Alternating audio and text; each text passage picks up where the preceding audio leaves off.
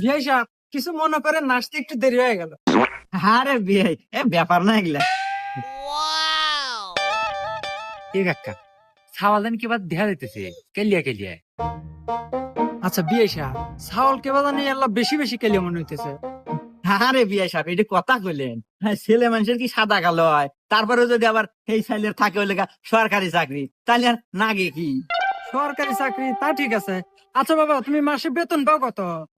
পাই মাসে 50,000 টাকা। মাসে 50,000? কি রে এখন না খারাই গেছো, যা তাড়াতাড়ি বক্স দিয়ে বিয়া ফাইনাল। তুই বেতন পাস 50,000, মাস শেষে আমার কাজে দিস 10,000, আর 40,000 টাকা কাট দিস, তাড়াতাড়ি ক।